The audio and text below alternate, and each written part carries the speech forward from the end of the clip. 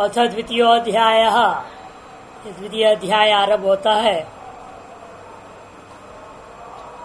दोनों अध्यायों का परस्पर में विषयी भाव संगति है। क्योंकि प्रथम अध्याय में वर्णित जो विषय है समस्त जगत का अभिन्न निमित्तोपादान कारण ब्रह्म ही है, वही मोक्षार्थ जिज्ञास है, ऐसा निर्णय दे दिया गया। अब उसी विषय पर इस द्वितीय अध्याय में आक्षेप पूर्वक समाधान उठाएंगे। इसलिए प्रथम अध्याय विषय का प्रतिपादन किया और इसका दृढ़ निश्चय यहाँ प्रतिपक्ष का खंडन के द्वारा मजबूत किया जाएगा, इसलिए विषयी हो गया। इसलिए विषयी भाव संगति यहाँ माना जाता है। यदि पूर्व में भी सांख्यादि मतों को संक्षेप में खंडन कर चुके हैं। अपनी अभिन्निमित्तोपन कारणत्व सिद्ध करने में जहां अति आवश्यक था उतनी बात वाक्याभास पदाभासों को निवारण कर दिया गया है। लेकिन यहाँ विस्तार रूपेण अब जाएंगे, प्रत्येक वाद को लेंगे। शून्यवाद, परमाणुवाद सारे का खंडन करना है। इस द्वितीय अध्याय के 4 पादों में जब पहला इस अध्याय का नाम इसलिए अविरोध अध्याय है। कहीं भी इसका किसके साथ में वेदांत का विरोध नहीं है, इसीलिए इस अध्याय का नाम, पूर्व अध्याय का नाम समन्वय अध्याय था और इस अध्याय का नाम अविरोध अध्याय है। यहाँ 4 पाद हैं। 4 पादों में अलग अलग पाद में, पहले पाद में प्रधान आदि वादों का खंडन, दूसरे पाद में न्यायाभासों का वर्णन, तीसरे पाद में प्रतिवेदन सृष्टि आदि की प्रक्रिया में अविरोध और चौथे पाद में लिंग शरीर संबंधी जितना भी श्रुतियां हैं उनका परस्पर समन्वय। इस प्रकार से 4 पादों में विषय विचार करने जा रहे हैं। भाष्यकार भूमिका बांधते दिखे। प्रथमे अध्याय सर्वज्ञ सर्वेश्वर जगत उत्पत्ति कारण मृत सुवर्णादेव घट रुचकादी नाम उत्पन्न से जगत नियंत्रत्वेन स्थिति कारणम माया इव मायायाः। प्रथम अध्याय में सर्वज्ञ सर्वेश्वर ही जगत की उत्पत्ति का कारण है। जैसे मृत सुवर्ण आदि हैं, मृतिका घट के प्रति, सुवर्ण जो है रुचकादियों के प्रति जैसा है, उसी प्रकार से वो उत्पत्ति कारण भी है और उत्पन्न जगत का नियंता होने के कारण से स्थिति का भी कारण है। जिस प्रकार मायावी अपनी माया से जगत को पैदा भी करता है और ऐसा माया के से जन्य जगत उसके अपना ही निर्मित वस्तुओं की स्थिति का भी कारण वह स्वयं ही हो जाता है। प्रसारितस्य जगतः पुनः स्वात्मनीय उपसंहार कारणम, और इस विस्तार कर दिया तो जगत था उसका अंत में अपने में उपसंहार करने का कारण जो विलय का भी कारण परमात्मा ही है। अवनिरिव चतुर्विधस्य भूतग्रामस्य, जैसे अंडज आदि चतुर्विध भूतग्राम उत्पन्न होते हैं, उन सब का विलय कहाँ होता है? वापस मिट्टी में ही मिल जाते हैं। सयेव च सर्वेषाम न आत्मा इत्येतद् वेदांत वाक्य समन्वय प्रतिपादन प्रतिपादितम। वेदांत वाक्यों का समन्वय के प्रतिपादन करने के माध्यम से ये निश्चय कर दिया वह जो उत्पत्ति स्थिति और लय का कारणीभूता ब्रह्म है, वही हम सभी का आत्मा है। न सर्वेशान, हम सभी के वही आत्मा है। इस प्रकार से वेदांत वाक्य के समन्वय के बहाने से प्रतिपादन कर समझा दिया गया। प्रधान आदि कारणवादाश्च अशब्दत्व निराकृता। यदि प्रधान आदि कारणवाद को प्रधान मल्ल निभरण न्याय के आधार पर अशब्दत्वादि हेतुओं से निराकरण कर चुके हैं। इदानीं स्वपक्ष स्मृति न्याय विरोध परिहार। इस समय अब करने क्या जा रहे हैं? स्वपक्ष में आपके वेदांत पक्ष स्मृति विरुद्ध है। इसे जो वेदांत वाक्यार्थ आपने लिया उसको संकोच करनी चाहिए, ताकि स्मृति को प्रामाणिक सिद्ध कर सके। हम स्मृति को जीवित रखने के लिए वेदार्थ में संकोच करो, ये पूर्व पक्ष कहता है। तब सिद्धांति कहना चाहते हैं नहीं, स्मृति न्याय के साथ वास्तव में कोई विरोध नहीं है। जो स्मृतियां श्रुति सम्मत है उसके साथ कोई विरोध नहीं है। जो असम्मत है वह स्वयं अप्रामाणिक होने के नाते उनके साथ अविरोध की स्थापना करने के लिए वेद की संकोच करने की अपेक्षा नहीं है। पहला पाद का सार दे दिया, स्मृति न्याय विरोध परिहार। दूसरे पाद का सार, प्रधानादि वादानांच न्यायाभास उपबृंहितत्तम। ये प्रधानादि वाद वास्तव में युक्त्याभास से सिद्ध है, युक्तियों का खंडन। प्रतिवेदांतंच सृष्टि आदि प्रक्रिया अविगीतत्वम। तृतीय पाद, प्रति वेदांत में जो सृष्टि आदि की प्रक्रिया में जो विज्ञान है, परस्पर विरुद्ध कथन है, वास्तव में कोई विरोध कथन नहीं है। और उसके बाद जोड़ लेना चाहिए, चौथे पाद का सार ने लिखा नहीं है, लिंग शरीर श्रुति नांच। लिंग शरीर श्रुति नांच इत्यस्य अर्थजातस्य प्रतिपादनाय द्वितीयोऽध्याय आरभ्यते। इत्यस्य अर्थस्य इस प्रकार के चार पादों में चार विभिन्न पदार्थों पर विवेचन करने के लिए ही इस द्वितीय अध्याय को आरंभ किया गया है। तत्र प्रथमम स्मृति विरोध उपन्यास्य परिहरति। उसे सबसे पहले स्मृति के साथ जो विरोध है उसका उपन्यास करके परिहार करते हैं। नीचे कार्य का दिया हुआ है जिसमें संशय संग्रह है। द्वितीय स्मृतर्काभ्याम अविरोधो अन्य दुष्टता भूत भोक्तृ श्रुतेर्लिंग श्रुतिरप्य विरुद्धता। द्वितीय अध्याय में स्मृति और तर्क के साथ अविरोध पहला पाद, अन्य दुष्टता जो श्रुति विरुद्ध स्मृतियों में तर्काभास युक्त्याभास श्रुत्याभास है, यह बात सिद्ध किया जाएगा। तीसरे पाद में भूत भोक्तृ श्रुत है, भूतों की सृष्टि, कहीं पर आकाश से, कहीं तेज से, कहीं कुछ सृष्टि संबंधी जो विज्ञान है उसका परिहार, और भोक्ता जीवात्म संबंधी जो परिहार वो भी कर देंगे। चौथे पाद में लिंग श्रुतेरप्य विरुद्धता, और लिंग श्रुति लिंग शरीर संबंधी जो श्रुतियां हैं उनमें भी कोई विरोध नहीं है, ये बात स्थापित करने वाले हैं। इसके लिए सबसे पहला पाद का पहला अधिकरण द्वितीय अध्याय में आता है स्मृति अधिकरणम। और स्मृति अधिकरण को आरंभ करते देखिए। स्मृति अधिकरण को आरंभ कर रहे हैं। सांख्य स्मृत्यासु संकोचो नवा वेद समन्वये धर्मे वेद सावकाश संकोचो वनवकाशया प्रत्यक्ष श्रुति मूलाभिर मनवादि स्मृति विस्मृति अमूला कापिली बाध्या न संकोचो अनया ततः न संकोचो अनया ततः। सांख्य स्मृत्या वेद समन्वये वेद संकोच अस्ति नवा। वेदांत वाक्य का समन्वय करने में सांख्य स्मृति के अनुसार वेद वाक्यार्थ का संकोच है अथवा नहीं। पूर्व पक्ष कहता है क्यों, वेद तो अपने आप में धर्म का प्रतिपादन करने में वो सावकाश हो चुका है। धर्म में वेद सावकाश, और सांख्य स्मृति धर्म की चर्चा ही नहीं करती, उसका तत्व चिंतन है ना। ऐसे मोक्ष पदार्थ का ही विचार है, धर्म पदार्थ का विचार है नहीं। अतः वेद जो है धर्म पदार्थ जो विचारों में स्वतंत्र रूपेण प्रवृत्त होकर चरितार्थ हो चुका है। और सांख्य स्मृति कहीं चरितार्थ ही नहीं है उसके समान, केवल मोक्ष पदार्थ, और मोक्ष पदार्थ में ही वेदांश भूता वेदांत के साथ विरोध हो गया।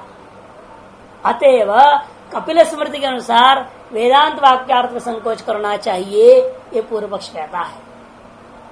संकोचो अनवकाशया स्मृत्या, अनवकाश भूता स्मृति के अनुसार वेदांत वाक्यार्थ संकोच करना चाहिए।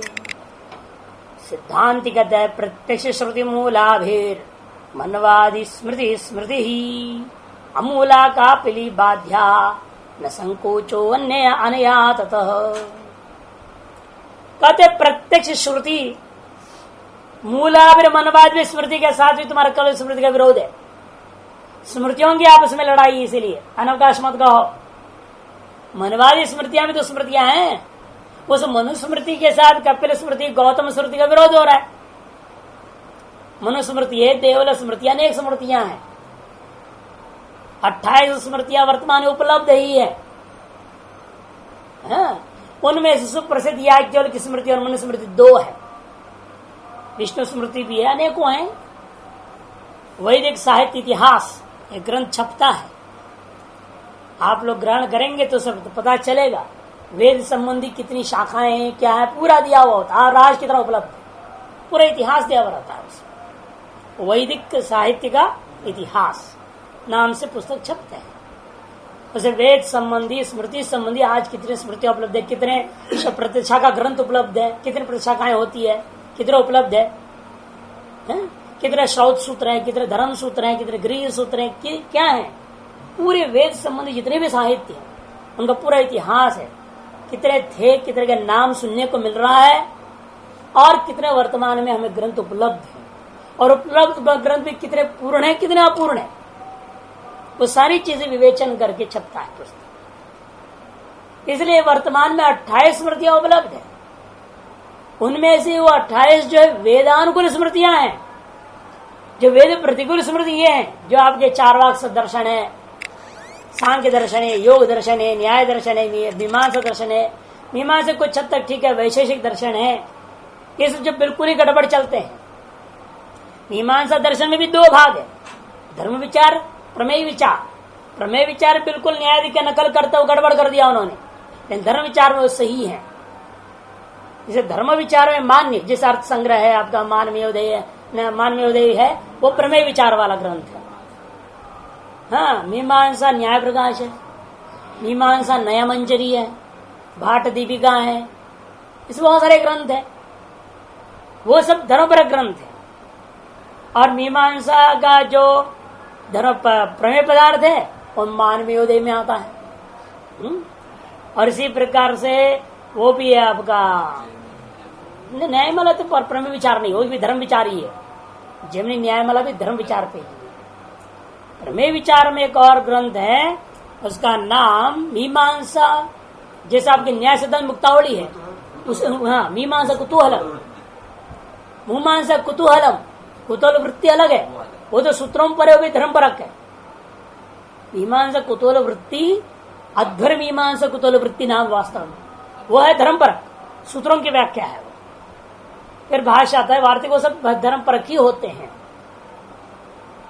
लेकिन मुख्य रूप में प्रमेय पदार्थ के यही मुख्य 2 ग्रंथ आप, मानवीयोदय, मीमांसा कुतूहलम, और कठिन है दोनों ही ग्रंथ प्रमेय पदार्थ का वर्णन। ये लोग न्याय के आधार पर चलते, तर्क प्रदान होकर चलते हैं, इसलिए उनके भी प्रमेय पदार्थ श्रुति विरुद्ध है। ये सब हो गया विरुद्ध स्मृतियां। और प्रत्यक्ष श्रुति है मूल, जिसका आधारभूत प्रमाण जिनका, ऐसे मनवादी स्मृतियों के साथ इन कपिलादी स्मृतियों का विरोध है।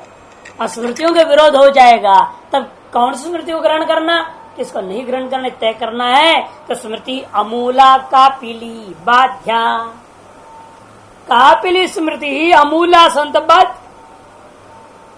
मूल रहित होने के उसको बाधित कर देना चाहिए, और मूल सहित वाला जो मनमय स्मृति को स्वीकार करना चाहिए। अतएव अनया कापिलादि स्मृतिया न संकोचो, इसलिए कापिलादि स्मृति के अनुसार जो है आप वेदांत वाक्यार्थों का संकोच करें, यह उचित नहीं है। स्मृत्यनवकाश दोष प्रसंगे चेन्न अन्य स्मृत्यनवकाश दोष प्रसंगात्, कहते हैं स्मृति जो कपिलादि स्मृतियां हैं, ब्रह्म ही जगत का कारण यदि आप मानोगे, फिर कपिलादियों से प्रणीत स्मृतियों में जो जगत का कारण प्रधान बताया गया, उन स्मृतियां निरवकाश हो जाएंगे, उनके कोई अवकाश ही नहीं रह जाएगा। उनका प्रयोजन क्या रह गया? फिर अनवकाश दोष से प्रसक्त हो गए, उनका कहीं भी उपयोग ही नहीं रह जाएगा। पूर्व से कहना है, यद्यपि विचार की मनन प्रक्रिया में विचार को दृढ़ करने के लिए, वेदांत वाक्यार्थ को निश्चय करने के लिए यह सब आवश्यक है, लेकिन उस प्रयोजन को नहीं देख रहा है। वो कहते ये सीधे ही हमारा जो कमस्मृति वो सत्य वचन का था, जगत कारण प्रधान ही है, ब्रह्म नहीं है। वो समझने के लिए एक सीढ़ी वो नहीं समझ रहा हो कि उनको उनके प्रति बड़ी निष्ठा है ना। जिसको जिसके प्रति निष्ठा हो जाता है फिर उसके जो है श्रद्धा और भक्ति दोनों अंधी हो जाती है ये नहीं। अंधी श्रद्धा और ढोंगी भक्ति को लेकर व्यवहार करेगा वो, क्योंकि उसके अंदर निष्ठा बन गया। किसी को पुराण में निष्ठा बन गया है तो बस वो तो कहेगा वेद कुछ नहीं होता। ग्रंथ साहिब में निष्ठा बन गया तो बस खत्म बात है कि नहीं। आज जितनी भी आप देख रहे संप्रदाय, क्यों इतने सारे संप्रदाय आए, ये डालियों को लेकर नाच रहे हैं और डाली कोई सबको समझ रहे हैं, कोई तो पता ही लेके नाच रहा है। वो कहते यही संसार है हमारे, यही सब कुछ, यही प्रमाण है। मूल वेद को ही त्याग दिया लोगों ने। कारण क्या है, उनको उस स्मृति में इतनी निष्ठा हो गई, यदि भी वो स्मृतियों में कथित बातें वेद विरुद्ध है कुछ हिस्से में, लेकिन कुछ बातें वेद विरुद्ध भी है। और जो वेद विरुद्ध बात है उन्हीं में निष्ठा है उनकी वास्तव में, इसलिए उन लोग उस स्मृति को मान रहे हैं। जो वेद अविरुद्ध बातें उनको स्वीकार करते नहीं है, क्योंकि उनको क्या है, न नहाना पड़े, न धोना पड़े, न चोटी रखना पड़े, न जन्म संस्कार करना पड़ेगा, जात पात देखे बिना शादी करने को छूट मिलनी चाहिए, है ना। वर्णाश्रम धर्मानुसार है ना, जीना जो नहीं चाहते हैं वे ही लोग इन संप्रदाय में निष्ठा रख रहे हैं। ये शॉर्टकट रास्ता चाहते हैं हर चीज में। वो लोग क्या करते हैं, ऐसे स्मृतियों में निष्ठा रखते हैं कि इन स्मृतियों ने क्या किया, इन्हीं को छूट दिया है, इन्हीं चीजों में छूट दे दिया। संध्यावंदन करने की कोई जरूरत नहीं, मुंह खुला करने की भी जरूरत नहीं, धोने की जरूरत नहीं, नहाने की जरूरत नहीं। बस जाओ, सामने खड़े हो जाओ, ग्रंथ साहिब या कोई ग्रंथ हो, चाहे उनके अपना कोई मूर्ति लगा रखा है, सामने खड़े हो जाओ, जाके हाथ जोड़ के बोलना, कल दिन भर जो पाप किया वो सबको माफ कर दो, बस गद्दाम आपका सब पाप माफ हो गया। क्रॉस कर देना, बोल देना ओ गॉड, बोल दो, बस हो गया, गॉड माफ कर देगा। मुन लोगों के यहाँ तो और विचित्र धर्म कहते हैं, जो हमारे विरोध उसका गर्दन काटना ही सबसे बड़ा धर्म है, काट दो। अरे उग्रवाद को बढ़ाने वालों को पकड़ लिया पुलिस ने, मुसलमान ने जुलूस निकाल दी, इनको मत पकड़ो, इनको छोड़ो। उनके धर्म है ना, उनका धर्म यही कहता है उग्रवाद बढ़ाओ, हल्ला उल्ला करो, मारो काटो, बेचैनी पैदा करो संसार में, दूसरे कौमों में, उनका धर्म है वो। और यही बात उनको पसंद है, अहिंसा करो वो पसंद है। वेद का वही सब उठा के फेंक दे, अहिंसा हमसे बगा फेंक दो।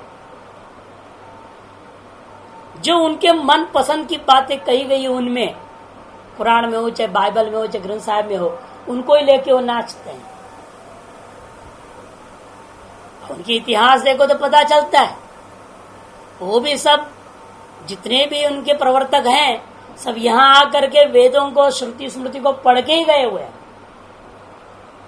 जीसस का 16 उम्र से लेकर 32 उम्र तक की जीवनी के बारे में आज तक कोई नहीं जानता, लिखा ही नहीं कहीं भी, क्योंकि वो यहां आया था, भारत आकर पढ़ लिख के गया। यहां तक साबित है वो जो नाटक किया उन्होंने, क्रॉस पर टांग दिया गया, तो सब झूठ है। वो मरा कश्मीर में, कश्मीर में उसकी समाधि तक पता चल गया, खोज निकाला लोगों ने, उसकी समाधि है। उस जमाने की हिब्रू और उर्दू भाषा में लिखा हुआ है, आज का भी नहीं, वो पत्थर सब जांच कर लिया लोगों ने, 2000 साल पुराना पत्थरों में भी लिखा हुआ है। इस तरह ने सस्ता धंधा बना लिया है। लोगों कह रहे देखो इतना महान था, इसको टांग दिया, वो सस्ता धंधा है ना ये, लोग इससे प्रभावित हो जाते। जो खूटी पे गाड़ दी थी, फिर भी उसने कोई विरोध नहीं किया, जनता को बोला शांति रखो, और 3 दिन के बाद प्रकट हो गए, हो गया ना, और सस्ता व्यापार चल गया। अरे इतना महान सिद्ध पुरुष दोबारा प्रकट हो गया 3 दिन बाद, सब उल्लू खे पट्टे उनके चेड़े बन गए, अकल है ही नहीं। तो ये जो है ना, सस्ते तरीका से लोग जो है अब जैसे हमने सुनने को मिला, रामायण जी महाराज जी को जो है एक शेर उठा के ले गया, और महाराज जी ने शेर को वेदांत उपदेश दिया, तब शेर बड़ा प्रसन्न होकर के आशीर्वाद देके चला गया। क्या कहानी बनाते हैं साले, हैं? अभी से जी रहे हैं, अभी जिंदे का ये हाल है, मरने के बाद पता नहीं कितनी कहानियां जोड़ देंगे, उसे भगवान ही जाने। अगर सारी दुनिया में रामायण जी महाराज का वहां समाधि बना देंगे, सब दुनिया में भागेगी, खूब दुकानदारी उनकी चलेगी, धंधा चलेगा, लोग जाएंगे, चढ़ाव चढ़ाएंगे, और फिर कहानी बनेगी। और जिसका संतान नहीं था, महाराज जी का दर्शन करने से संतान हो गया, 100 कहानी जोड़ देंगे। अब जैसे रामकृष्ण परमहंस की क्या है, हजारों कहानियां जुड़ती जा रही है, और नई कहानियां मिल रही है सुनने को। उनकी मैगजीन आता है, उस मैगजीन में हर बार एक नई कहानी लिखी रहती है। न्यू रिसर्च हो गया, किसी का पोता ने लिख दिया कि हमारा दादाजी का लेटर मिला मेरे को, तो लेटर में लिखा हुआ है, वो प्रिंट करते हैं, सब झूठा। शुरू में जो गॉस्पेल छपा था 1 खंड में था, और अब 4 खंड में हो गई, इतनी कहानियां जुड़ गई उसमें, इतनी मोटी पोथी बन गई, 4 खंड में प्रिंट हो रहा है। ये सब जो है ना कलयुग में शोभा है, ये कलयुग का सौंदर्य है। इसको देख के पुष्पितम वाचाम का है ना, कुछ करना नहीं पड़ा, सीधा मोक्ष मिलेगा, इससे तो क्या कहना है, सब वहां भागेंगे, लाइन लगेगा वहां। लेकिन वो श्रुति विरुद्ध अमूला है, इसलिए उनमें देखने में बाहर से बड़ा सुंदर लाएंगे, बड़ी मीठी मीठी वाणी बोलेंगे, सीधा कह देंगे सब ब्रह्म ही है, क्या करना है। कबीरा को देख लीजिए आप, रहीदास को देख लीजिए, है कि नहीं, जितने भी है, गीसा पंक्ति वाले को देखिए, धातु पंक्ति वाले को देखिए, दक्षिण में भी वीर शैव संप्रदाय, अनेकों संप्रदाय है। उड़ीसा में ब्रह्म संप्रदाय है, अनुकूलचंद्र ठाकुर की संप्रदाय है, यहाँ बंगाल में हर एक राज्य में आपको मिलेगा एक एक संप्रदाय। ऐसा कोई राज्य नहीं है जहां पर परिभ्रष्ट, वेद मार्ग से परिभ्रष्ट संप्रदाय ना हो। और ये आचार्य आए ही हैं, भगवान ही आचार्य रूपेण आए हुए हैं, चाहे वो निम्बार्क आचार्य, चाहे वल्लभाचार्य, चाहे कोई और आचार्य, ये सब भगवान के ही अंशावतार है, और एक कलयुग का प्रवर्तन करने के लिए अवतरित हुए हैं। विवेकी का कर्तव्य समझ करके इन संप्रदायों के चक्कर में न पड़ना, इन स्मृतियों के जाल में नहीं फंसनी चाहिए, जो सीधे तुमको ब्रह्म ज्ञान, ब्रह्म में कुछ करने की जरूरत नहीं, पूजा पाठ सब ढोंगे बोल दिया। अरे किसके लिए है वो वेदांत? गृहस्थी के लिए है क्या? भोगी विलासी जिसके अंदर लोकेशना पुत्रेशना वित्तेशना भरा पड़ा है, क्या उसके लिए है वो वेदांत जो कबीरा बोल रहा है? चाहे कोई भी संप्रदाय वाले जो बोल रहे हैं वेदांत, ये इसके अधिकारी सोचे समझी बिना आम जनता में लागू कर दिया गया, और जनता वेद मार्ग से परिभ्रष्ट हो गया। और कलयुग का प्रवर्तन करने के लिए भगवान की लीला है, उचित ही है, लेकिन विवेकी वो होता है जो इस प्रकार से श्रुति अमूला, श्रुति मूल जिसमें नहीं है, ऐसी स्मृतियों का अनुसरण नहीं करनी चाहिए। भले पूर्व पक्ष कहता है स्मृति का कोई अवकाश नहीं रह जाएगा, उन स्मृतियों को अवकाश चाहिए भी नहीं ऐसी स्मृतियों को। इसलिए सिद्धांत का जवाब क्या है? अन्य स्मृतियों अनवकाश हो जाएंगे। आप इस स्मृति में चक्कर में पड़ोगे, वेद विरुद्ध स्मृतियों को स्वीकार करोगे, तो वेदानुकूल स्मृतियां कहां जाएगी? उनका अनवकाश हो जाएगा। फिर इसकी सावकाशता के चक्कर में उनको अनवकाश कर दोगे, सब प्रमाण पदार्थ त्याग देना और अप्रमाणिक पदार्थों को स्वीकार करना, यह कैसा मोक्ष का साधन हो सकता है? आप भी विचार करें, ये तो असंभव है। प्रमाण रहित ज्ञान और प्रमाण सहित ज्ञान कौन सा उचित होगा? ये तो साधारण बुद्धि वाला भी कहेगा वे प्रमाण सहित ज्ञान ही श्रेष्ठ होगा। आज लोग विज्ञान के पीछे क्यों भागते हैं? कारण है कि वो प्रमाण प्रस्तुत करता है, हर बात में प्रमाण देता है। अरे हमने यहां एक्सपेरिमेंट किया, परीक्षण किया, अब उस तरह परीक्षणों के नतीजा निकली है, इधर वर्षों से चल रहा है, अमुक अमुक मीटर बना दिया गया है ना, नापने के साधनों को बनाए थे, नए नए हजारों मीटर हो गया, हजारों मशीन लगे हुए हैं। आप देखिए बीमारियों को जांचने के लिए कितने हजारों प्रकार के मशीन हो गए, नहीं है? एक एक रोग के लिए भी अलग अलग मशीन है जांचने का। इससे नहीं पता चला उससे चलो, उससे नहीं पता उससे चलाओ। इतने लाइन से लग जाते हैं टेस्टों की। सरकारी अस्पतालों में चले जाओ, बड़े बड़े में या प्राइवेट अस्पतालों में भी पता चल जाता है। कोई भी जाता है, बुखार है आपका साधारण, तो भी लिख देगा सारा टेस्ट, कि उनका कमीशन बंधा हुआ है। कितनी होती है परीक्षा, और उस पर लोगों को विश्वास है। और ये हकीम दाढ़ी पकड़ के दवाई देकर जड़ी बूटी, उस पर कोई विश्वास नहीं करता। अरे क्या इसने टेस्ट नहीं किया, खून नहीं लिया, टेस्ट क्या किया इसने? अरे 2-4 ml खून निकाल लेना चाहिए, भले उसके बाद नाली में फेंक दो और रिपोर्ट कुछ भी लिख दो तो मान लेंगे उसको।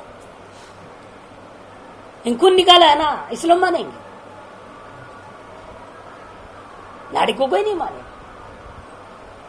तो सब प्रमाण उसको मानते हैं, हर व्यक्ति को प्रमाण नहीं मानते। वो भाष्यकार भी कहते व्यक्ति सुना प्रमाणम शास्त्र में प्रमाणम। और शास्त्र कैसे बना भाई, वो तो आप यहाँ तो आधार इसलिए कि वेद है, अपौरुष है, लेकिन वहां तो जितना भी सब पौरुष ही है ना। इस बात व्यक्ति ही एक तरह से प्रमाण बन रहा है, अपना जो संसाधन बना दिया उसी के आधार पर सब बोल रहा है। किसी को 0 मान लिया, किसी को 100 मान लिया, और उस पैरामीटर के अंदर उसी की नाप के भीतर में सारे चीज को सेट कर देता है और कहते वो ऐसा है। अब पत्थरों की आयु देखने का मशीन बना दिए। अरे तुम कैसे मशीन से नाप लो किसी की आयु? यदि पत्थर की आयु को मशीन से नाप सकते हो, जिसके जन्म का तारीख पता नहीं, उस आदमी का भी आयु मशीन से नाप के बता दो, बता सकता है क्या? आपकी आयु को बता दे वो मशीन, तो मान लो मैं। ये सब झूठा ड्रामा है, एक धंधा है अंग्रेजों की दिखाने के लिए कि वेद और हिंदू धर्म गलत है। पूरा विज्ञान एक जाल है केवल सनातन धर्म को नाश करने। वो मशीन से टेस्ट करेंगे, कहेंगे आपका जो मूर्ति ये 1000 साल पुराना बोल देगी, जो 1,00,000 साल पुराना भी होगा वो, लेकिन उसकी मशीन ऐसे बना दिया उसने। क्यों? इनको गलत सिद्ध करना है ना।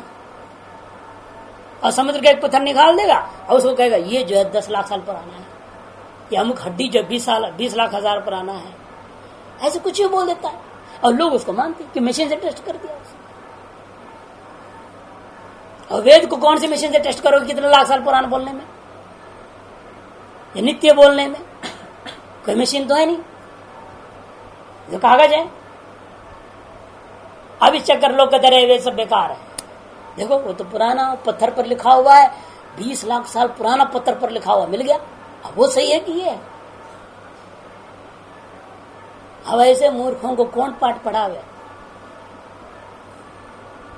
इसलिए यहाँ भाष्यकार साफ कहते हैं हमें इन चीजों से कोई लेन देन नहीं, तुम्हारा कोई मशीन से टेस्ट है या नहीं है।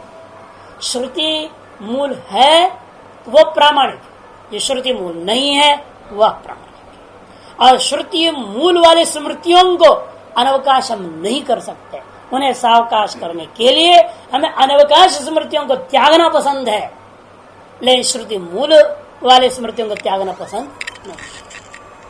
इसी बात को आरंभ कर देंगे। यदुक्तम ब्रह्मैव सर्वज्ञम जगत कारण तद अयुक्तम। जो पूर्व पक्ष ने कहा है ब्रह्म ही सर्वज्ञ है, वही जगत का कारण है, जो सर्वज्ञ ब्रह्म है वो जगत का कारण है, वह बात उचित नहीं है। कुतः स्मृति अवकाश दोष प्रसंगा। पूर्व पक्ष कहना है हमारे कपिलादि स्मृतियों का कहीं अवकाश ही नहीं रह जाएगा, बेकार हो जाएंगे। स्मृतिश्च तंत्राख्या परम ऋषि प्रणीता शिष्ट परिगृहीता। और स्मृति जो है तंत्राख्या माने तर्क प्रदान है, परम ऋषि प्रणीत है, शिष्ट परिगृहीता शास्त्र नाम से कहा जाता है।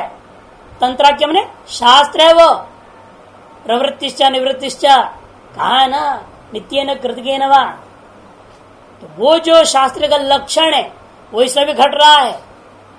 यदि भी नहीं घटता है वो आप पूर्व पक्षी तो कहेगा ना कि नित्य न कृतज्ञ न वा। नित्य का मतलब क्या हुआ? श्रुतिया। कृतज्ञ माने स्मृति, श्रुति स्मृति के अनुकूल होने चाहिए, अन्य श्रुति स्मृतियों के साथ विरोध नहीं होनी चाहिए। यहाँ तो श्रुति स्मृति विरोध आते हुए शास्त्र है ही नहीं, लेकिन पूर्व पक्ष अपने हिसाब से बोलता है शास्त्र हमारा।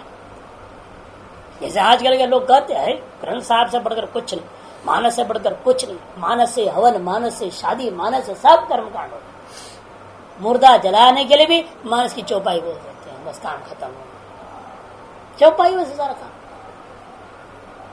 कोई मंत्र संस्कृत की जरूरत ही नहीं।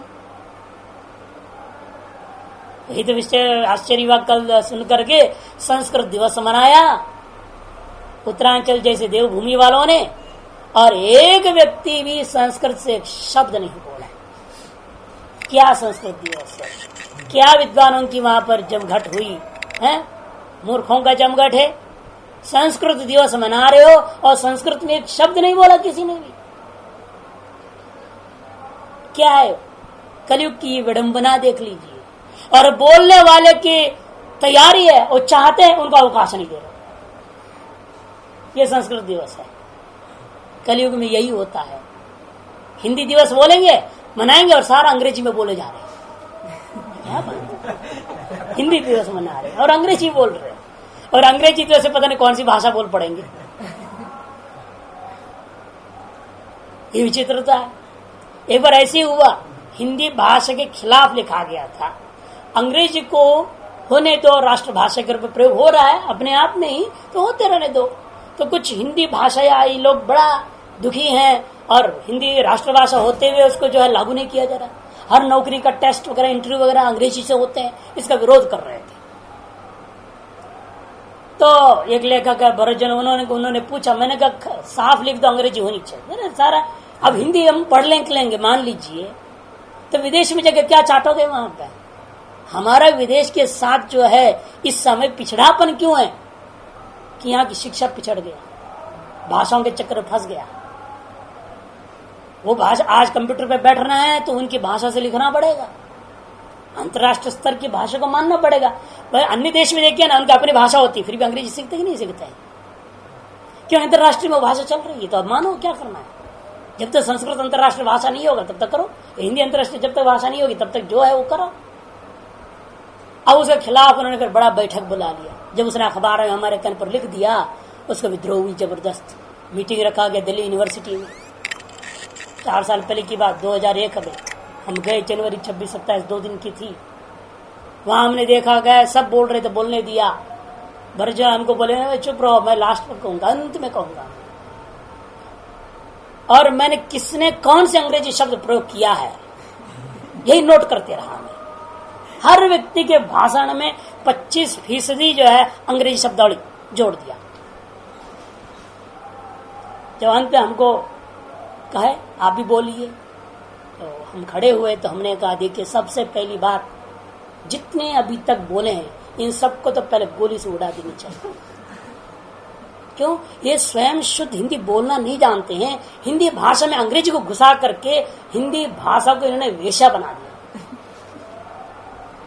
अरे वर्ण संकरता पैदा कर दिया तुमने भाषाओं की, तुमने गंदा कर दिया उसको, और फिर उस भाषा को तुम रो रहे हो। जैसे सुनो, मैंने एक एक का नाम लेते गए। ये व्यक्ति बोला पहले, उसके भाषण में ये सब अंग्रेजी शब्द थे, दूसरे तीसरे चौथे सबका नाम लेते गए। और जो हिंदी साहित्य सभा का जो सेक्रेटरी थे, जिसको सचिव बोलते हैं हिंदी में, वो सेक्रेटरी अपने आप को बोल रहा है, अंग्रेजी बोल रहा है वो सेक्रेटरी। मैंने बोला इस व्यक्ति क्या इस हिंदी भाषा को जीवित कर सकता है, जिसको खुद को पता नहीं अपने पद के लिए हिंदी में क्या बोलते हैं। 10 बार उसने सेक्रेटरी शब्द का प्रयोग किया। सबका सर झुक गया, और हम पूरी कोशिश करते हुए एक भी अंग्रेजी शब्द नहीं बोला। उनके अनुवाद जो क्यों किया, एक भी अंग्रेजी शब्द। उसके बाद मैंने कहा आप सुनिए, हम कहां से पैदा हो रखे हैं? दक्षिण भारत में, जहां हिंदी को मानते नहीं, से आप लोग चिल्लाते हैं। हम वहां से यहां आकर के हिंदी सीखे हैं। अब से सुनिए, 5 मिनट बोलूंगा, इसमें एक भी अंग्रेजी शब्द आता है तो जो आप सजा देंगे हम लेने को तैयार हैं। और पूरी शुद्ध हिंदी से बोल दिया। दंग रह गए। अब क्या उनके पास जवाब है? अब बोलिए, हिंदी भाषा को जीवित दूसरे लोग कर रहे हैं कि आप लोग कर रहे हैं? आप स्वयं अंग्रेजी को बढ़ावा दे रहे हैं अपने भाषा में घुसा कर। इसी तरह से हर स्मृति ग्रंथ में वेद विरुद्ध बातें घुसा दिया गया, तो वो स्मृतियां इसलिए मान्य नहीं है। इसलिए कहते हैं कि वो लोग भले कह रहे हो ये शास्त्र शब्द प्रयोग कर दिया, तंत्राख्या, ये शास्त्र है, परम ऋषि के द्वारा प्रणीत है, शिष्टों के द्वारा परिगृहित है। कुछ स्मृतिकारों ने भी प्रधानवाद आदि को स्वीकार कर लिया है, वे स्मृतियां भी वेद विरुद्ध मानी जाएंगी। इसीलिए अन्याश्च तदनुसारिण्य स्मृतयः, आसुरी है, पंचशिकाचार्य है इत्यादि अनेकों लोग और भी आचार्य हुए जो इसी स्मृति का अनुसरण किए हुए हैं। एवं सती अनवकाश प्रसंचरण, और वे स्मृतियां यदि ब्रह्म को अभिनिमित्तोपादान कारण मान लेते हो तो उन स्मृतियों का अपने आधार पे खत्म कर दिया, अतः वे अनवकाश हो जाएंगी। तास्वी अचेतनम प्रधान स्वतंत्र जगत कारण उपनिबध्यते, क्योंकि उन स्मृतियों में अचेतन प्रधान को स्वतंत्र रूपेण जगत का कारण माना है। मनवाद स्मृतिस्तावत् 14 लक्षणेन अग्निहोत्रादिना धर्म जातेन अपेक्षित मर्तम समर्पयन्त्य सावकाश भवन्ति। वहां पर जवाब निकल रहा है, मनवाद स्मृतियां जो वंशव्रतमादि विचार भी है ना, कर्मकांड अनुष्ठेय पदार्थ का विचार किया, तो संसार में दो ही प्रकार के पदार्थ है, एक अनुष्ठेय एक प्रमेय। कुछ तो ज्ञान का विषय होता, कुछ क्रिया का विषय होता। ज्ञान शक्ति क्रिया शक्ति कोई तीसरी शक्ति है ही नहीं, उसका विभाजन भले आप सैकड़ों प्रकार करते जाइए, अनेक को नाम दे करके, प्रतिभा शक्ति, स्फुरण शक्ति, अनेक प्रकार, धृति शक्ति वगैरह नाम बोल देते हैं, लेकिन वो सब ज्ञान शक्ति का ही प्रभेद है। इस तरह से 2000 धातु प्रयोग कर दिया गति क्रिया प्रधान वस्तुओं को बताने के लिए भी, है ना। गच्छति ये भी क्रिया है, तिष्ठति ये भी एक क्रिया है, सारी क्रियाएं। लेकिन क्रिया शक्ति की विविधता औपाधिक की है, मूल रूप में दो ही शक्ति है, क्रिया शक्ति, ज्ञान शक्ति। क्रिया शक्ति के अनुष्ठेय पदार्थों का अनुष्ठान किया जाता है, ज्ञान शक्ति की तरह प्रमेय पदार्थों का प्रमा उत्पन्न कर लिया जाता है। और मनुस्मृति में दोनों मिक्स हैं, दोनों के दोनों की मिश्रण है।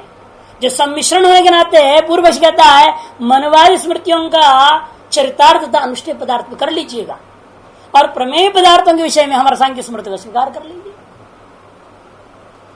मनवादी स्मृति कदे स्मृतय तावत् 14 लक्षणेन अग्निहोत्रादिना विधि रूपा अग्निहोत्रादि के साथ एक वाक्यता करता हुआ धर्म जात्यन अपेक्षित अर्थम समर्पयन्त्य, धर्म समूह के द्वारा अपेक्षित माने अनुष्ठेय पदार्थों में अपेक्षित तत्वों का प्रतिपादन करके वे सावकाश हो जाते हैं।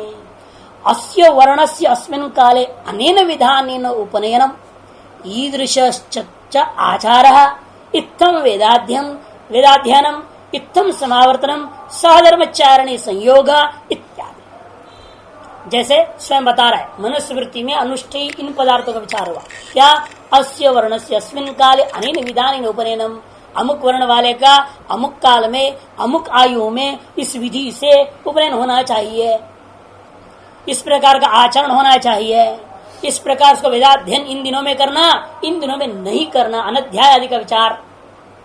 और इत्थम समावर्तनम, इस प्रकार समावर्तन संस्कार करें, विवाह करें, विवाह करने बाद सहधर्मिणी के साथ कब संयोग करना, कब नहीं करना, गर्भाधान संस्कार आदि का विचार। इस प्रकार से अनुष्ठेय पदार्थों का विचार भी बहुत है वहां। उन विचारों में उसका चरितार्थ मान लीजिए, सावकाश मान लीजिए। तथा पुरुषार्थांश वर्णाश्रम धर्मान नाना विधान विदधति, इतना ही नहीं अनेक प्रकार के पुरुषार्थों का विचार किया। धर्म अर्थ का मोक्ष, वर्ण आश्रम धर्म है वो कैसे हैं, वर्णाश्रम धर्मों का खूब सम्यक पर विचार करके नाना प्रकार का विधान किया है। नैवं कपिला स्मृति नाम अनुष्ठेय विषय अवकाशोस्ति, और कपिलादि स्मृतियों का अनुष्ठेय प्रतिपादन पदार्थों का प्रतिपादन करने में कोई अवकाश नहीं है। क्यों? मोक्ष साधन में सम्यक दर्शन में कृत्यता प्रणीता, क्योंकि मोक्ष का साधन भूता ज्ञान, उसी को सम्यक दर्शन साधन एवं क्या है, साधन सम्यक दर्शन एवं अधिकृत्य उत्तरे मात्र को लेकर प्रमेय पदार्थों का ही केवल विचार हुआ है, अनुष्ठेय पदार्थ का विचार नहीं है। यदि तत्राप्यनवकाशस्यो यदि आपके अनुसार उस प्रमेय पदार्थ विवेचन करने में भी उनका अवकाश आप प्रदान नहीं करोगे, फिर तो आनर्तक्यमेव आसाम प्रसज्जित, फिर तो उन कपिलादि स्मृतियों की व्यर्थता की प्रसक्ति हो जाएगी। तस्मात् तद अविरोधेन वेदांता व्याख्यातव्या, इसलिए प्रधान कारणवाद आदि का अविरोध पूर्वक की आपको वेदांत वाक्यों कर घटानी चाहिए। संकोच करो वेदांत वाक्यों, जो अभेद कथन कर रहे हैं उन वाक्यों को भेद पर घटाइएगा। ये कहने का मतलब हुआ, सीधी सी बात है, अभेद कथन करने वाले वाक्यों को आप भेद पर संकोच कर देना, किसी प्रकार खींचतान करो उसको। खत्म पुनरीक्षत्यादि हेतु ब्रह्म सर्वज्ञ जगत कारण अवधारित श्रुत्यर्थ स्मृति अवकाश दोष प्रसंगे पुनर्आक्षेप्यते। पूर्व पक्षी के खिलाफ सिद्धांत एकदेशी पूछता है, अरे भाई प्रथम पाद सुना नहीं किया, प्रथम अध्याय पूरी में, बल्कि प्रथम पाद क्या इक्षति जो का इक्षत्यादिभ्य इक्षतरणा शब्दम से आरंभ करके पूरी प्रथम अध्याय में अनेक प्रकार से तुम्हारे ही सांख्य मत का ही खंडन विशेष रूप में हमने किया है। फिर दोबारा क्यों आक्षेप कर रहे हो? अनवकाश दोष के आधार पर आक्षेप कर रहे हो, जो बिल्कुल श्रुति विरुद्ध है, ऐसा अनवकाश हो जाए भला। इसे कहते ना, जो दुष्ट बच्चा है मर जाए भला, क्या फर्क पड़ना है उससे? जो कुल का नाशक है, कुल का अंगारक है, तो ऐसे का नष्ट हो जाना ही ठीक है। यही तो नीतिकार जो है चाणक्य ने भी कहा, कुल के रक्षा के लिए एक को त्याग सकते हैं, अपने बेटा को। ग्राम की रक्षा के लिए कुल को त्यागना उचित है, देश की रक्षा के लिए ग्राम को भी त्यागना पड़ जाए सो उचित है, ये कहा ना। इसलिए तो इसलिए श्रुति सम्मत सिद्धांत की रक्षा करने के लिए स्मृतियों का त्यागना ही उचित है। इसे तुम्हारे पूर्व पक्ष बनता ही नहीं है, ऐसे एक देशी कहता है। क्षित्यादिभ्य हेतुभ्य ब्रह्मैव सर्वज्ञ ब्रह्मैव जगत कारण विधि अवधारित श्रुत्यर्थः, इस प्रकार से अवधारण करते श्रुति के तात्पर्य को। तो स्मृति अवकाश दोष रूपी हेतु को लेकर के पुनः कथम आक्षेप्यते, पुनः तुम क्यों आक्षेप कर रहे हो? तब सिद्धांति कहता है, पूर्व पक्षी कह रहा है, ठीक है भाई, आप जैसे मान कुशाग्र बुद्धि वालों के लिए तो समझ में भले आ जाएगा, लेकिन मंद मध्यमाधिकारी कहाँ आ जाएगा? जिनको उनमें ही निष्ठा बना हुआ, कपिल के प्रति बड़ी निष्ठा है, किसको पतंजलि के प्रति प्राण देने को तैयार है। मर जाएंगे लेकिन हम पातंजलि योग को छोड़ेंगे नहीं। कोई न्याय का पीछे पड़ा है, कोई वैशेषिक का पीछे पड़ा है, कोई कर्मकांड का पीछे, नहीं कर्म से मोक्ष होता है, वेदांत वगैरह गलत है, ऐसे कट्टर बहुत मिलेंगे। और चारवाकों की तो गिनती ही नहीं है। आज जितनी संप्रदाय है, एक शहर से चारवाक के दूसरा मुकुटा पहन के दिख रहा है, सब चारवाकवादी ही हैं। भोग करो, ऐश करो, कुछ करने की जरूरत नहीं।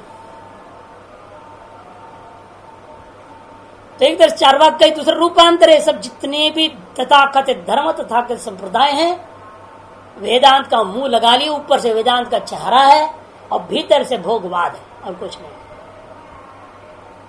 भीतर से भोगवाद है।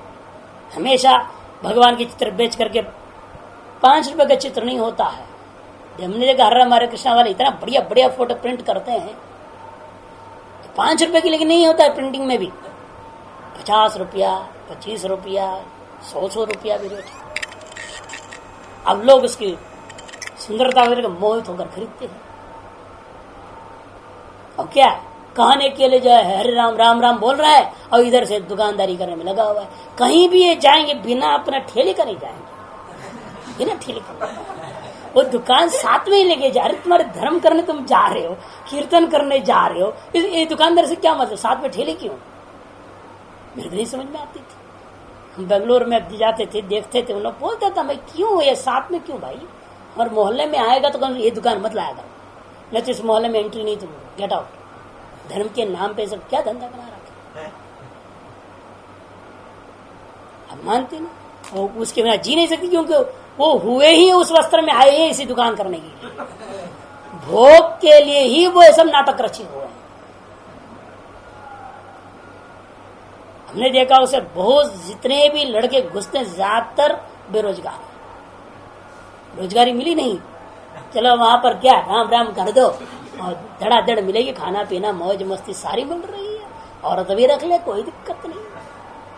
इसलिए उनके जितने संप्रदाय क्या, इसलिए विवाह करने के लिए रोकते नहीं, ब्रह्मचर्य की जरूरत नहीं है बोल दिया, बस ब्रह्मचर्य की कोई जरूरत नहीं, मोक्ष हो जाएगा। जितने भी संप्रदाय में देख लीजिए अधिकतर ये कहते हैं ब्रह्मचर्य की जरूरत नहीं, वह संप्रदाय पनप रहा है, कलयुग में वही पसंद है। हमने अंग्रेजों के सामने भी कई बार प्रवचन दिया, वहां बोलता हूं तो बस सारी बात सुनने को तैयार है।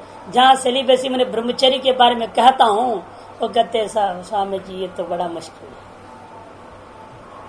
कहते चलो महीना में एक आध बार तो ठीक है ना, और क्या बताए।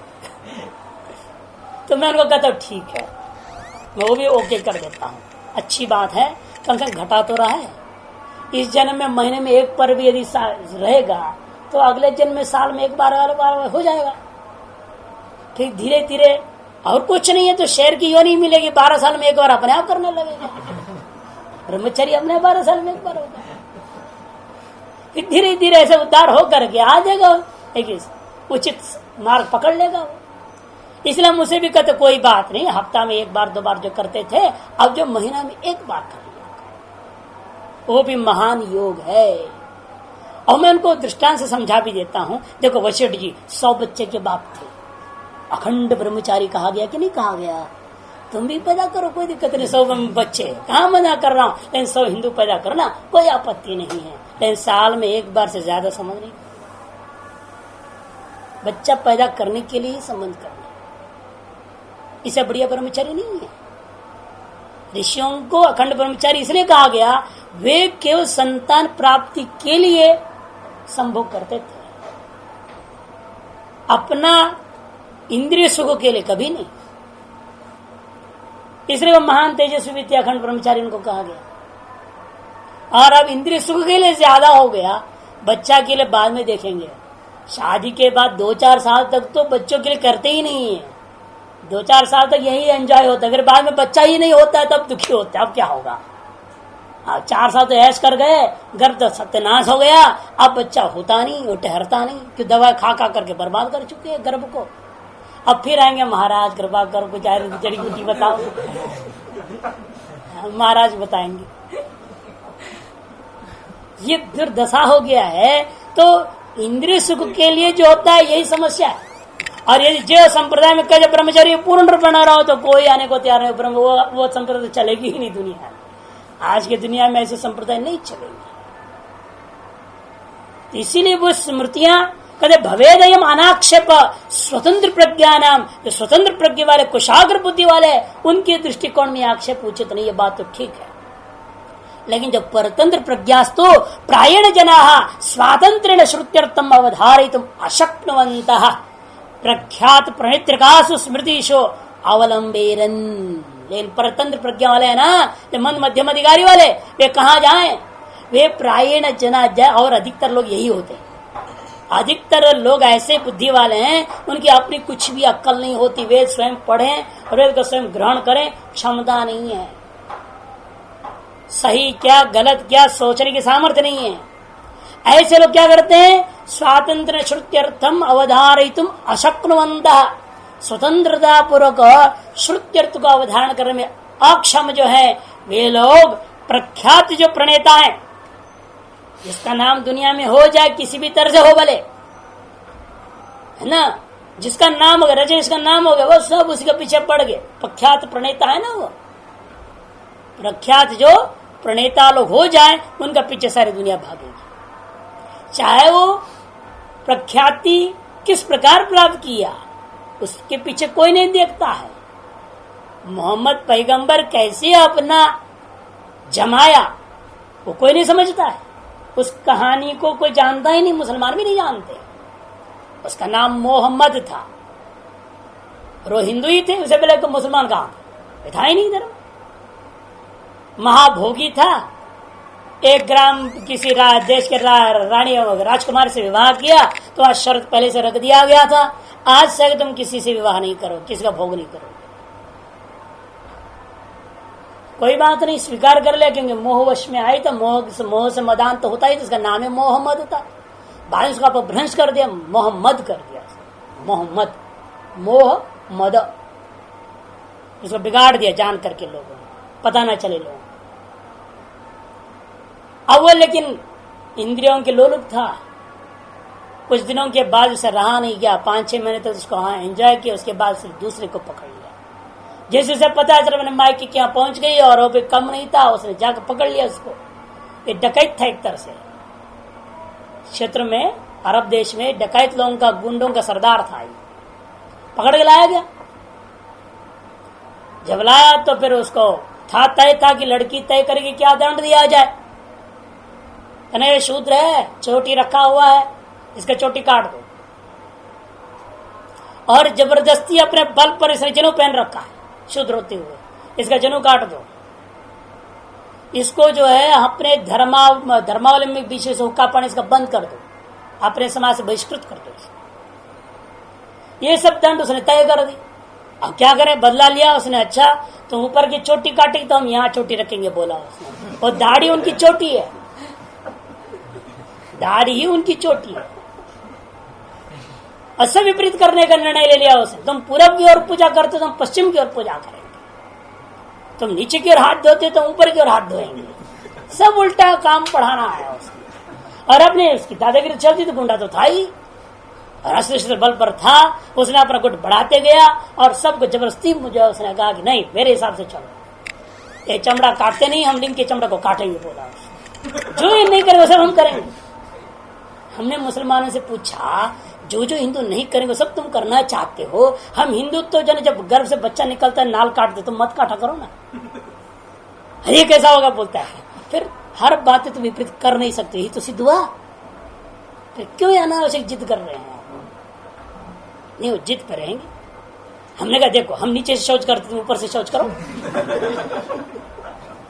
हम ऊपर से खाते, तुम नीचे से खाओ, नहीं खा सकते।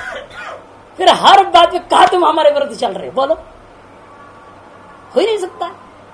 अनावश्यक ये सब जो है ना, जबरदस्ती दबदबाव है, कुछ ये सब। लेकिन मंद बुद्धि वालों को ऐसे वस्तुओं में निष्ठा होती है। प्रख्यात प्रणेताओं के स्मृतियों में कहीं वो अवलंबन करते, तद बलेन च श्रुत्यर्थम प्रतिपित्सेनन, और उसके बल पर श्रुति के अर्थ को भी जो घटाना चाहते जबरदस्ती। अस्मत् कृते च व्याख्यान न विश्वस्यो, और हमारे जैसे भाष्यकार कहते हैं शंकराचार्य से मेरे जैसे व्यक्ति जब बोलेगा उस पर कोई विश्वास नहीं करेगा। बहुमाना स्मृति नाम प्रणेत्रिशो, कि स्मृतियों की प्रणेताओं में उनका बहुत आदर बन चुका है, दृढ़ बुद्धि हो चुकी है, कट्टरता आ चुकी है।